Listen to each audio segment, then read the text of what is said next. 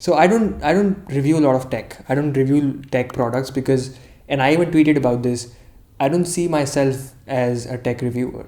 I do make a lot of tech videos, but that's because I just like making videos. I like making content. I like talking to the camera. I like editing videos.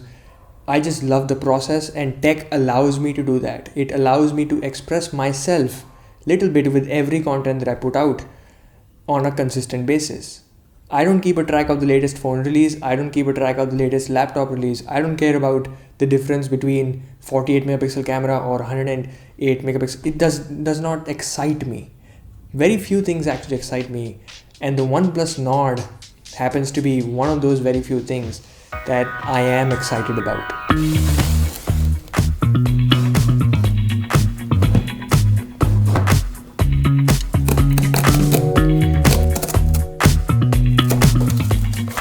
I'm sure the marketing and the hype and even the packaging and the branding on that packaging has contributed a lot towards this, but truth be told, the OnePlus Nord actually lives up to the hype.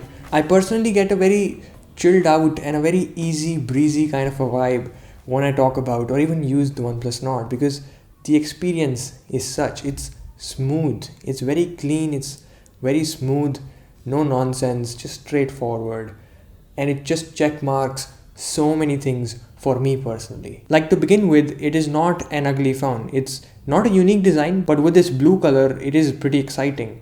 It's also not a giant phone, and it has a flat screen, no curved edges, which makes it very easy to use. Plus, the display itself is surrounded by very thin bezels. I'm also really not bothered by the dual camera hole punch cutout. But that 90Hz refresh rate, this is actually the first time I've used it for more than 2 weeks, and I can notice the difference between a 90Hz and a 60Hz refresh rate. 60Hz on my iPhone 7 feels very slow and resistive now. But the Nord does have display issues. I also tweeted an image of the OnePlus Nord, of the display of the OnePlus Nord in absolute darkness. And in that you can see there is a very slight hole punch banding, but a considerable amount of green tint.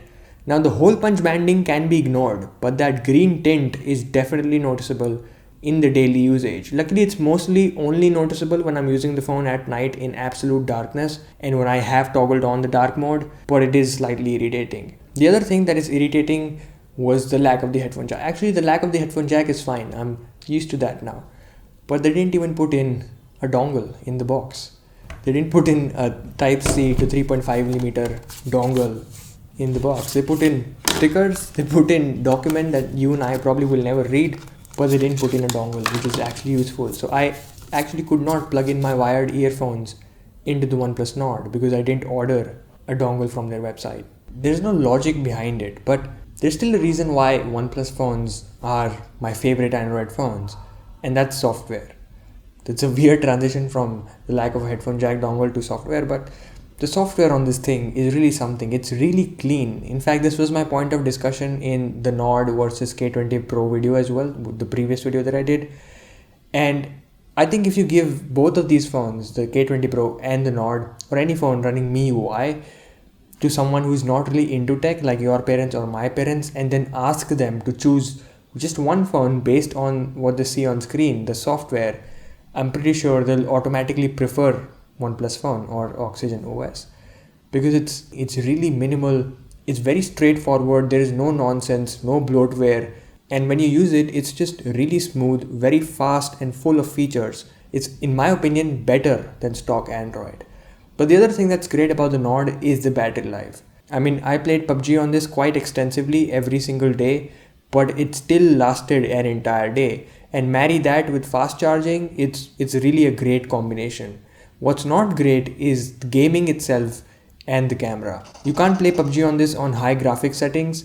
It's actually a noticeable difference, and I can see this being a major disadvantage. But I think for majority of the people, the bigger problem lies in the camera. You cannot shoot great ultra-wide or telephoto or even portrait images from this camera. See, the primary sensor is great. It can actually compete with flagship cameras if you provide it a lot of light. But the ultra wide, which is the most fun, is just very soft and the images are not detailed. As far as telephoto is concerned, there is actually no telephoto lens. It's digitally zooming in when you press that 2x button, And for some reason, my images a lot of the times turn out to be shaky and blurry.